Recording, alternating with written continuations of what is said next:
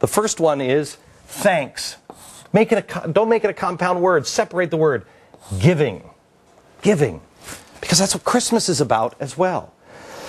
In Hebrew, love is actually two words. There's two characters for the word love. And it actually means I give.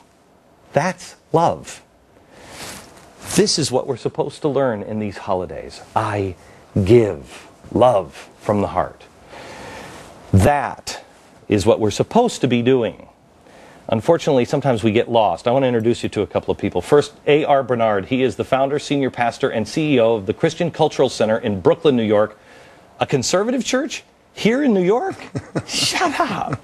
And Tom Mullins, he is a senior pastor and founder of the Christ Fellowship Church in Palm Beach Gardens, Florida, and a member of the Black Robe Brigade. And you have been there from the beginning. First, give me an update. How are things in the Black Robe Brigade? It's going great. We've got ministers meeting, Glenn, literally all over the United States in our regional meetings, and they're beginning to mobilize.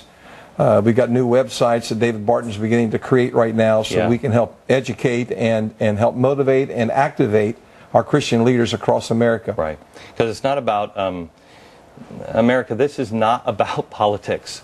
This is about the preservation of freedom and the principles that we all have to serve. Let me ask you, Pastor. Are you a social justice guy?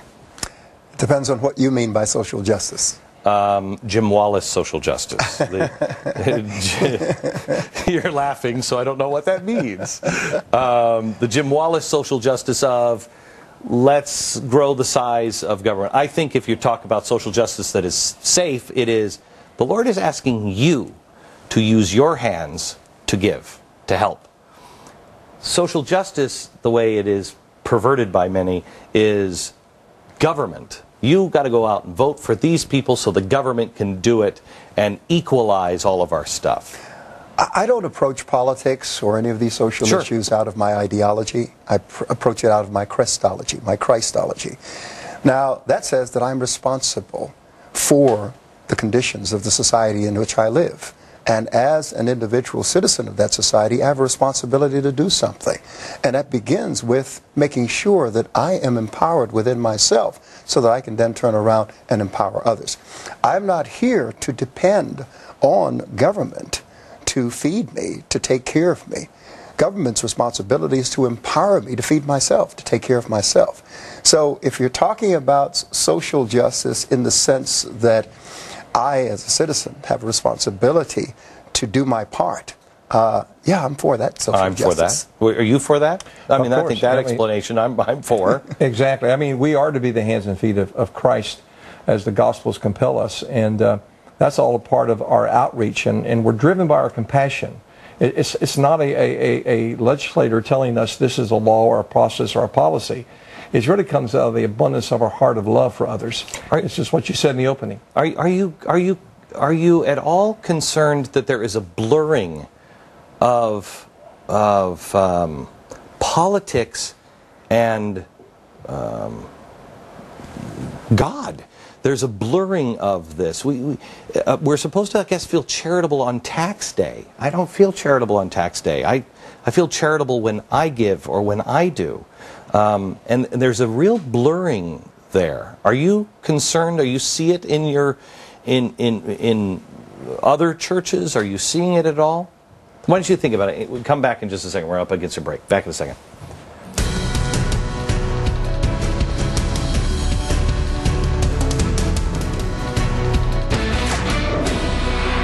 We're back with A.R. Bernard and Tom Mullins. Both pastors, one in Florida, one in New York. And I asked before we went into the break, are you concerned what you're seeing in other churches of a trend?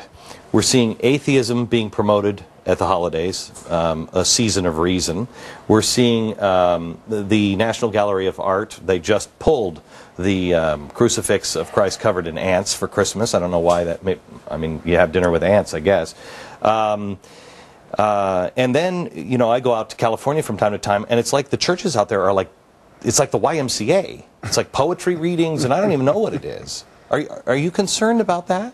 Well, I think, Glenn, there's a lot of vibrancy today in many churches. And we're experiencing that. We've had phenomenal growth. We've had like an engagement of over 4,000 to 5,000 new members just in the last 3 months in our fellowship. But people are excited about being a part of a ministry that's really having impact. And we just recently had a wonderful opportunity. We had over 5,000 volunteers participate in preparing over 20 tons of turkey and feeding over 82,000 people during Thanksgiving time. Cow. And we are helping to get this mentality of service. Our teenagers no longer go to summer youth camps. They go to summer mission camps. And they're doing mission efforts around the world and right in our own backyard. We have a community called Belle Glade in our western communities in Palm Beach County in Florida. And we're out there ministering. And what's interesting, the week we're there, their crime rates drop. The attitude of this city has changed. And the city leaders are coming to us say, we need you here all the time. We need the impact and influence of what you're bringing. I'll tell you, there's a community that we're going to for Christmas on December 15th.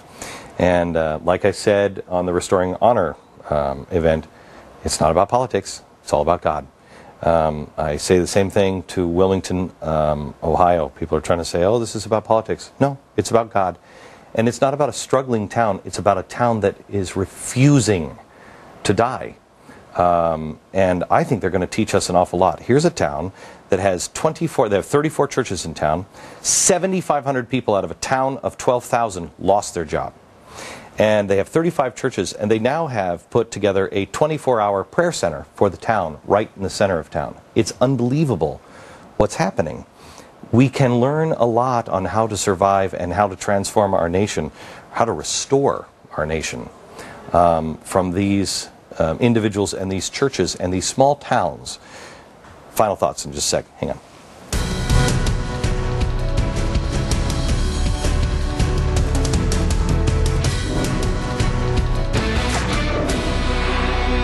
We're back with A.R. Bernard and Tom Mullins, and in the break we were just talking about Al Sharpton, and Pastor had said that you were surprised to see him on my show at one point, and I said, you know, there are things that we can disagree on, and disagree on vehemently, and there are things that we need to unite on. There are common values that I think we have lost as a people. Everyone's not an enemy. They do things that we don't necessarily agree with, but they're not, and not everybody is an enemy. And you should be able to have discussion even with those that you are disagree enemies. with. Yeah, you know, yeah. It's at the table, and you know there'll be those who ask me, "Well, you were on the Glenn Beck show?" Yeah, it's on the Glenn Beck show. So there'll be those who are questioning, you know, me being with you. I appreciate the work that you guys are doing. I think it's twofold. You know, Jesus said, man shall not live by bread alone, but by every word that proceeds out of the mouth of God. So he really elevated the word of God. But at the same time, he fed the 5,000. He fed the 4,000. So there has to be a balance. We have to be involved in doing everything we can to help those who are less fortunate. But at the same time, we have an incredible book, an incredible standard for living, because Christianity is a worldview. It's a decision that you make as to how you're going to live your life. The church is not a club. It's not a place where we come and we kind of hang out and, you know, we identify with each other. There was a court case, and this changed my life, 1972, and I heard a sermon from an attorney, David Burke, and there was a court case in 1972, the United States Supreme Court, because it got all the way up from the state court in Wisconsin to the Supreme Court, between a guy named Jonas Yoder, who was an Amishman, stubborn Amishman, and it was all over him putting his daughter in public school. And 1972, the United States Supreme Court ruled that all beliefs in America fall under one of two categories. They're either a preference, something you prefer to do, or a conviction, something that is the fiber of your being. And if you don't do it, you feel and believe that you've sinned against your God. They said that you can go out on the corner, hand out tracts, proselytize all you want in the name of a preference. Only convictions are protected under the United States Constitution. They said, well, what's the test? Well, number one, pressure. Pressure of your family. If your family's going to excommunicate you, will you succumb and give up what you claim to believe? If you do, it's a preference. Number two, peer pressure. If your peers put the pressure on you and they're going to disown you, will you give it up? If you do, it's a preference. So number 3, if you threaten to go to jail, will you give it up? Threatening with jail time. It's a preference if you give it up. And they said 4, are you willing to die? Suppose you're facing death. Would you succumb and give up what you claim to believe? If you do, then it was never a conviction. It was a preference. Convictions strengthen under pressure. Convictions are non-negotiable. Convictions are a part of who you are. And we've lost the conviction of our faith in this nation. And that's why in our church, we're feeding, we're doing everything we can. But what we're saying is, look, this is a chosen life that is a conviction. Not something you prefer to do, but it's something that you have made a fiber of your being.